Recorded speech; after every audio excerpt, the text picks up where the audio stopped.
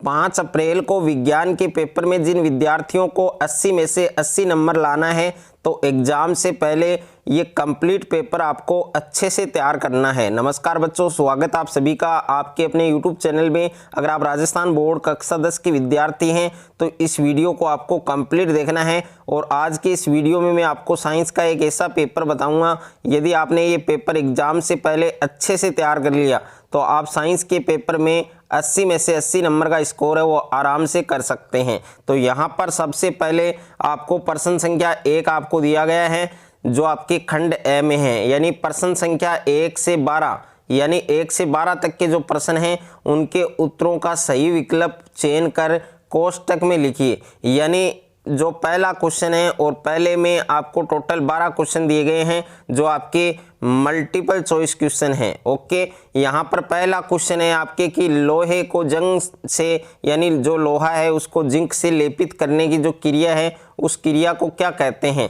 तो क ऑप्शन में आपको संक्षारण दिया गया है और ख में आपको गैल्वेनीकरण दिया गया है और ग में आपको पानी चढ़ाना और घ में आपको विद्युत अपघटन। तो इसका जो सही उत्तर है वो आपको बताना है। और दूसरा प्रश्न है कि निम्नलिखित में से कौन सी एक दहन अभिक्रिया है। तो पहले में है आपका जल का उबलना, दूसरे में आपके मोम का पिघलना और तीसरे में है पेट्रोल का जलना और द है इसमें इनमें से कोई नहीं। तो इसका राइट आंसर भी आपको बताना है और इन सभी के जो उत्तर है वो आपको बताने हैं। तो कमेंट करके आप बता सकते हैं। तीसरा प्रश्न है आपके कि लैक्टिक अम्ल का प्राकृतिक स्रोत है। तो लैक्टिक अम्ल है वो किस में पाया जाता है। तो एक में है आपके दही और ख में है आपके इमली और ग में आपके सिरका और घ में आपके टमाटर। यदि किसी भी प्रश्न में आपको डाउट है यानी उसका उत्तर आपको नहीं आ रहा है तो आप कमेंट करके बता सकते हैं। और उसके बाद में प्रश्न संख्या 4 है कि सबसे कठोर तत्व कौन सा है। तो क ऑप्शन में सोना, ख में आपके चांदी, ग में आपके जिंक और घ में आपके हीरा। उसके बाद में 5वां प्रश्न है कि प्रकाश संश्लेषी अंगक है। तो क में आपके पत्ती और ख में आपके हरित लवक और ग में आपके क्लोरोफिल और घ में आपके क्लोरोप्लास्ट। उसके बाद में प्रश्न संख्या 6 है आपके कि मनुष्य में कितने जोड़ी गुणसूत्र पाए जाते हैं। तो क ऑप्शन में 26, ख में आपके 14 और ग में आपके 23 और घ में आपके 18। तो इसका भी सही उत्तर आपको बताना है। उसके बाद में प्रश्न संख्या 7 है कि आनुवंशिकी का पिता कहा जाता है, यानी आनुवंशिकी का पिता किसे कहा जाता है। तो क में आपके मेंडल को, ख में डार्विन को, स में आपके यानी ग में आपको अरस्तु और घ में आपके हेल्डेन को। और उसके बाद में प्रश्न संख्या 8 है कि प्रकाश की किरणों के समूह को क्या कहा जाता है। तो प्रकाश स्रोत कहा जाता है और ख में आपके प्रकाश जो किरण पुंज है और ग में प्रदीप्त और घ में आपके प्रकीर्णन। और उसके बाद में नेक्स्ट है आपके प्रश्न संख्या 9 है कि पवन विद्युत जनित्र में पवन की चाल कम से कम कितनी होनी चाहिए। तो यहाँ पर क ऑप्शन में दिया गया 15 किलोमीटर प्रति घंटे और ख में 150 किलोमीटर प्रति घंटे और ग में आपके 1.5 किलोमीटर प्रति घंटे और घ में आपको दिया गया है 1500 किलोमीटर प्रति घंटा। और उसके बाद में 10वां प्रश्न है कि इनमें से फल पकाने के लिए प्रयुक्त होते हैं, यानी फल पकाने के लिए कौन सा पादप हार्मोन है वो प्रयुक्त होता है। तो क में दिया आपको ऑक्सिन और ख में जिब्रेलिन और ग में आपके एथिलीन और घ में आपके साइटोकाइनिन। उसके बाद में प्रश्न संख्या 11 है कि हरे पौधे वो क्या कहलाते हैं। तो क में आपके उत्पादक, ख में आपके अपघटक और ग में उपभोक्ता और घ में आपके आहार श्रृंखला। उसके बाद में प्रश्न संख्या 12 है कि जल दिवस कब मनाया जाता है, कि जो जल दिवस है वो कब मनाया जाता है। तो क ऑप्शन में दिया गया कि 20 मार्च को और ख में आपके 23 मार्च को, ग में आपको 20 अप्रैल और घ में आपके 23 अप्रैल। उसके बाद में देखिए प्रश्न संख्या 2 है, इसमें 1 से लेकर 6 प्रश्न आएंगे और रिक्त स्थान वाले प्रश्न आएंगे। तो इसमें रिक्त स्थानों की आपको पूर्ति करनी है। तो यहाँ पर पहला प्रश्न है कि रासायनिक अभिक्रिया में जो नया पदार्थ बनता है उसको हम क्या कहते हैं, यानी रासायनिक अभिक्रिया में बने नए पदार्थ कहलाते हैं। तो अभिकारक या फिर उत्पाद। तो इसमें से एक आपको यहाँ लिखना है, जो आपका राइट उत्तर है वो आपको बताना है। दूसरा प्रश्न है कि अम्ल पानी में घुलकर क्या बनाते हैं या क्या देता है, H+ आयन या OH- आयन। उसके बाद में तीसरा प्रश्न है कि संतान का लिंग के लिए क्या उत्तरदायी है, माता या पिता। और उसके बाद में प्रश्न संख्या 4 है कि CNG एक ईंधन है, अस्वच्छ या स्वच्छ। तो इसमें से एक जो सही उत्तर है वो बताना है।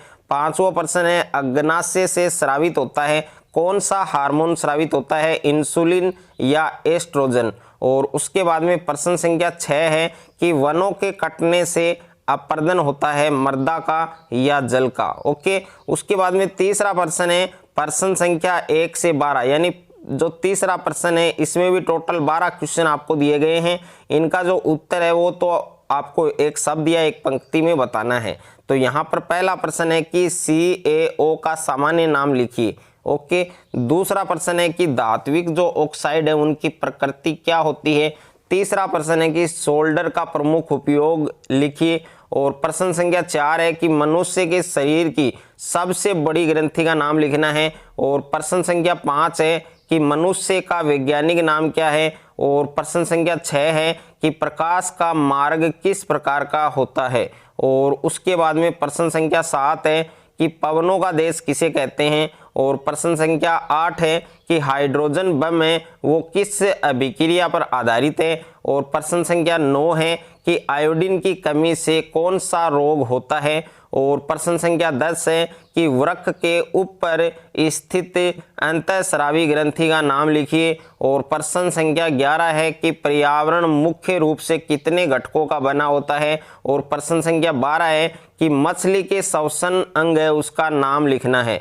उसके बाद में खंड ब दिया गया है। और खंड ब में प्रश्न संख्या 4 है कि ऊष्मा के आधार पर अभिक्रिया कितने प्रकार की होती है, नाम बताना है। और पांचवा प्रश्न है रासायनिक अभिक्रिया किसे कहते हैं। और छठा प्रश्न है दो संश्लेषित सूचकों के नाम लिखिए। और प्रश्न संख्या 7 है कि मस्तिष्क का कौन सा भाग शरीर की स्थिति तथा संतुलन का अनुरक्षण करता है। और आठवां प्रश्न है एक जीव में नियंत्रण और समन्वय के तंत्र की क्या आवश्यकता है। और प्रश्न संख्या 9 है कि सरल सूक्ष्मदर्शी में किस लेंस का उपयोग होता है, तो उस लेंस का आपको नाम बताना है। उसके बाद में प्रश्न संख्या 10 है कि किसी गोलीय दर्पण की फोकस दूरी क्या होती है। और प्रश्न संख्या 11 है कि एक अश्व शक्ति कितने वाट के बराबर होती है।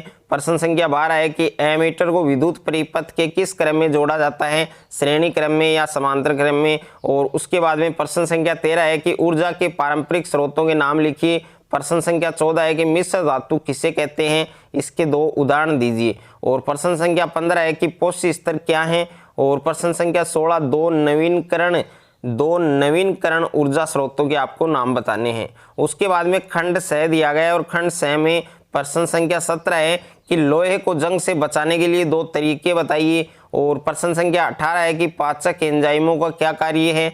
और प्रश्न संख्या 19 है जीन प्रारूप यानी जीनोटाइप किसे कहते हैं। प्रश्न संख्या 20 है कि लेंस की क्षमता क्या है, इसका मात्रक है वो आपको बताना है। उसके बाद में खंड द दिया गया है। और खंड द में प्रश्न संख्या 21 है दैनिक जीवन में पीएच का महत्व लिखिए। और अथवा में प्रश्न है कि अम्ल और क्षार के 2 रासायनिक गुण लिखिए। उसके बाद में प्रश्न संख्या 22 है कि वायवीय श्वसन और अवायवीय श्वसन में अंतर लिखिए। और अथवा में प्रश्न है मानव पाचन तंत्र का रचना चित्र बनाइए और इसकी कार्य विधि है वो भी आपको लिखनी है। उसके बाद में प्रश्न संख्या 23 है कि श्रेणी क्रम संयोजन और समांतर क्रम संयोजन विद्युत परिपथ है उसमें अंतर स्पष्ट कीजिए। और अथवा में प्रश्न है ओम का नियम लिखिए। और ओम के नियम के अध्ययन के लिए विद्युत परिपथ है उसका आरेख चित्र है वो भी आपको बनाना है। तो एग्जाम से पहले ये कंप्लीट पेपर आपको अच्छे से तैयार करना है।